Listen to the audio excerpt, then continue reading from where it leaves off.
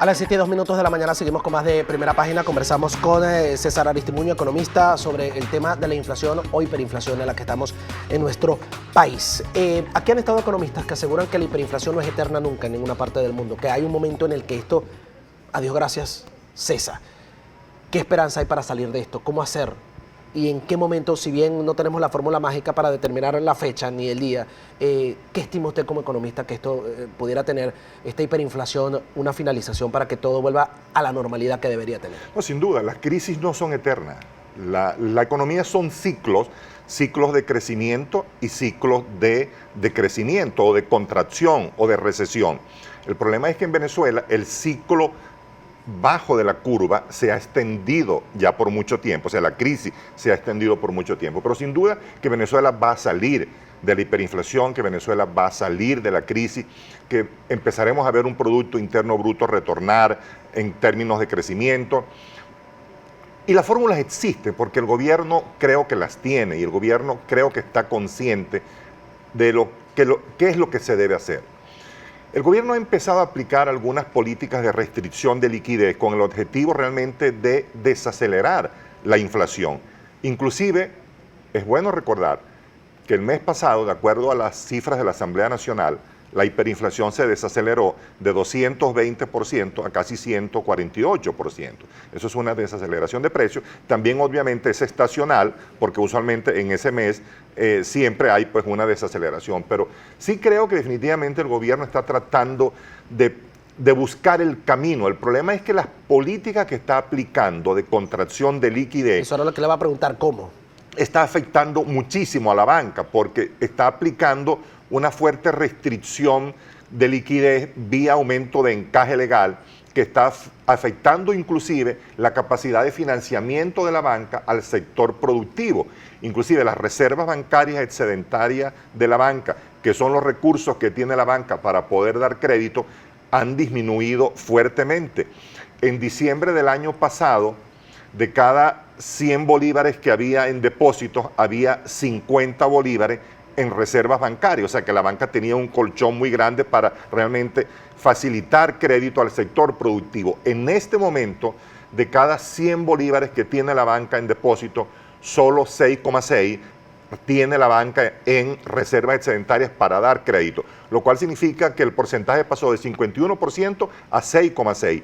Esa restricción que tiene la banca de la liquidez, producto del aumento del encaje que ha hecho el Banco Central de Venezuela para tratar de absorber liquidez y de esa manera presionar menos a los precios, sin duda que es positiva, pero el problema es que esa decisión está afectando al sector productivo. Claro. El gobierno lo que debería hacer es reducir su tamaño, es tratar definitivamente de imprimir, de exigirle al Banco Central que imprima menos dinero bajo la figura de que el gobierno empiece a ceder empresas improductivas al sector privado para realmente convertirlas en eficientes y de esa manera el gobierno adecúe su tamaño a su nivel de ingreso y no tenga un déficit fiscal que es el principal detonante de los niveles de precio en la economía. Importante para que la gente entienda también cómo se desglosa de alguna manera, ¿no?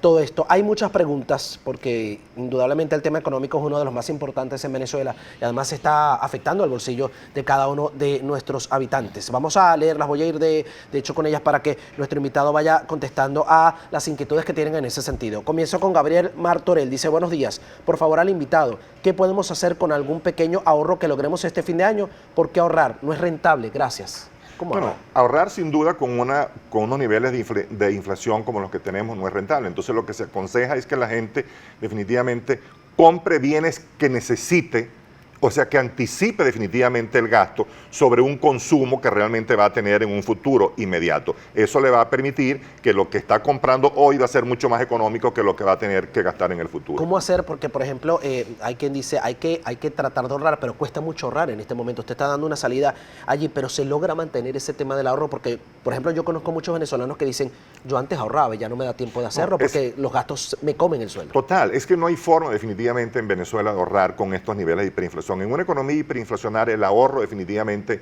no es el objetivo de las personas porque la capacidad de ahorro prácticamente no existe. la gente cuando recibe sus ingresos prácticamente se le diluye de manera inmediata, por lo tanto, ¿en qué va a ahorrar? Claro. ¿Con qué excedente va a ahorrar? Es muy difícil que eso pase. No tiene sentido. Dice acá, soy invencible, Lenín Sanes. Buenos días, @primera página. Por favor, preguntarle al entrevistado, ¿por qué no se une un grupo de excelentes economistas y piden una audiencia al presidente para asesorarlo? ¿Qué le responde? Pues nos encantaría, sin duda. Yo creo que aquí en Venezuela hay excelentes profesionales, excelentes economistas, gente que definitivamente pues está en capacidad de ayudar al gobierno. Creo que hay una enorme disposición de hacerlo porque al final es Venezuela, es nuestro país, sí, es el país que definitivamente queremos que crezca, es el país que queremos que la gente no se vaya, es el país que queremos que el Producto Interno Bruto no siga cayendo en los niveles que está, que se ha contraído casi 50, 60% en los últimos 4 o 5 años. Eso es muy lamentable que suceda y eso es uno también de los estímulos para que la gente se vaya, empresas que han tenido que cerrar, niveles de hiperinflación que definitivamente no le permite a la gente poder ahorrar. Entonces la gente busca otros destinos pensando que pueden ser mejores que definitivamente el quedarse en Venezuela. Pero el objetivo definitivamente pues es que este país se enrumbe y estamos seguros que eso va a pasar. Amén. Dice Ramón Ramos, ¿cómo el gobierno puede controlar el gasto público si continuamente vive aumentando salarios en la administración pública, que posteriormente es consumido por la hiperinflación? ¿Qué se debería hacer ante esta situación para no agravar el problema? Sin duda, el gobierno, comparto absolutamente la inquietud, el gobierno debe reducir su tamaño, el gobierno debe definitivamente buscar la manera de evitar seguir exigiéndole al Banco Central de Venezuela que siga imprimiendo dinero, buscar las maneras de desprenderse de una carga de empresas que lo que están haciendo definitivamente es improductiva y lo que están exigiéndole al gobierno que le siga emitiendo dinero para poder sustentar un gasto absolutamente burocrático porque son empresas que no producen realmente y esa es la salida, realmente es sincerar la economía, es decir, hasta dónde yo como gobierno puedo realmente mantener este tipo de gastos en empresas que no están dando ninguna situación positiva al país, ni están generando tampoco niveles de bienes que van a los anaqueles a producir. El caso de Kelo es un caso importante. ¿Desde cuándo no vemos el tigrito ya claro. en los anaqueles? Kelo cerró y no se está produciendo ningún tipo de cereal por parte de esa empresa, porque el Estado no es un Estado productivo, el Estado tiene que dedicarse a lo que realmente debe ser, a lo que se dedica en todas las economías del mundo, que es generar servicios, permitir que definitivamente las infraestructuras en el país funcionen, que la salud funcione y lo demás, dárselo a quien realmente lo sabe hacer bien, en el caso de las empresas, al sector productivo. Importante, de hecho hay otra empresa de envases, leí el domingo, que también se va del país, Smurfing, y va a ser también quizá un tema como ocurrió con Kellogg's, como bien usted está citando. Aquí hay una pregunta, Vladimir Torres, importante porque uno está viendo ya que muchas cosas se están cobrando en moneda extranjera en el país y fíjese lo que dice acá, todo está dolarizado, tenemos que dejar que el dólar circule libremente, no entiendo por qué los economistas no aprueban esta teoría, pregunto yo o agrego una pregunta a lo que él comenta, ¿los economistas o el gobierno? ¿Qué me responde? No, es una decisión del gobierno, porque al final pues el que impone las políticas económicas es el gobierno. Es importante señalar sobre esa pregunta que en los primeros 10 meses del año la inflación ha crecido 286.000% y el bolívar contra el dólar se ha depreciado en 20.000%, lo cual significa que la inflación está corriendo a una velocidad muchísimo más acelerada que la depreciación del bolívar versus el dólar, con lo cual se rompe el mito de que el dólar paralelo es el causante de la hiperinflación. El causante real de la hiperinflación es el inmenso gasto que tiene el Estado. Bien. Dice acá Víctor Morales, ¿qué opina de los planes de ahorro con oro y petro? ¿Vale la pena ahorrar en hiperinflación? Bueno, ya él dijo que obviamente en hiperinflación es imposible ahorrar, pero ese tema del oro y petro es importante porque el gobierno además, y aquí ya complemento la pregunta del televidente, habla de que, por ejemplo, se podían ahorrar en petro para los aguinaldos, hacer las compras, y uno sale a la calle y le pregunta a la gente y la gente no sabe ni siquiera cómo obtener esos famosos petros. Sí. ¿Qué dice al respecto? Obviamente eso pues no es ningún mecanismo para ahorrar y el oro, recordemos que es un commodity que definitivamente, así como sube de precio, también puede bajar de precio contra el dólar. Las personas que han invertido en los certificados de oro que el gobierno decidió emitir, si comparan el rendimiento que ha tenido en ese lapso, se encuentra que definitivamente no ha habido ningún rendimiento, porque eso no paga intereses, eso definitivamente se paga a la tasa de cambio del mercado oficial. Por lo tanto, pues la posibilidad de ahorrar, además, y es importante, no hay capacidad de ahorro del venezolano. Claro.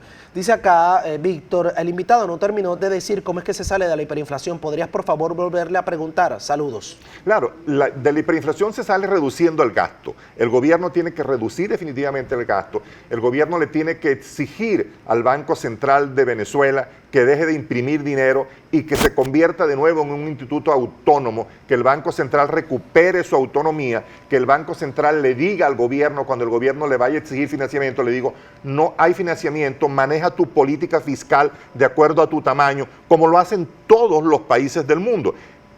En países como Alemania, por ejemplo, el gobierno, en países como Estados Unidos, en todos los países de economías desarrolladas y democráticas, el Banco Central es un ente autónomo. Y es autónomo porque es el que tiene la responsabilidad de mantener la fortaleza de la moneda, el que cuida el valor de la moneda, de que el bolívar tenga capacidad de compra, de que no existe inflación, es justamente los bancos centrales en el mundo entero. Cuando tú le quitas autonomía al Banco Central de Venezuela y lo conviertes en un ente que financia al Ejecutivo, el Banco Central pierde ese objetivo, porque realmente lo que hace es imprimir dinero, que la emisión de dinero es el elemento fundamental para realmente implosionar los precios. Dice acá Osvaldo Vargas, buenos días, ¿cuánto tiempo duró la hiperinflación más larga del mundo? La hiperinflación más larga del mundo duró unos 3 años. Okay. En Venezuela ya definitivamente llevamos casi un año con hiperinflación y esperamos que definitivamente el año que viene ya empecemos a ver los precios desacelerarse de manera importante. Cierro con esta porque el tiempo apremia. Francisco dice, aquí nada alcanza, ni el sueldo, ni la comida, ni nada. Los únicos que pasarán unas navidades tranquilas, dice, bueno, son el presidente Nicolás Maduro, Diosdado y otros. Ahora, para ya finalizar, hay un evento que tienen ustedes justamente en estos días y me gustaría que lo dieran a conocer en detalle. ¿Cómo no? Sí, tenemos un evento el 21 de noviembre en el Hotel Eurobuilding que se llama Transformación Empresarial, la otra cara de la crisis. Es un evento justamente que lo que busca es todo esto que hemos conversado acá, hacerlo sentir de que el país sí tiene caminos, de que el país sí tiene solución. Vamos a generar definitivamente políticas de cómo las empresas realmente deben enfrentar esta realidad. Vamos a tener una serie de expertos dentro del panel de exposición que van a dar definitivamente sugerencias, recomendaciones. Vamos a tener igualmente un conversatorio sumamente importante con expertos de distintas actividades económicas que van a sugerir, van a dar recomendaciones. Vamos a tener casos de éxito que van a explicar cómo es que realmente han hecho empresas para, ante esta coyuntura, lograr éxito, en qué se han transformado, qué es lo que realmente han hecho, que sirva de ejemplo, de guía y de orientación para las empresas que van a estar presentes allí en una buena representación. Ya quedan muy pocos cupos, así pues que las personas que tengan interés deben visitar nuestro portal bancaynegocios.com y allí definitivamente se da toda la información, o si me permite, igualmente lo pueden hacer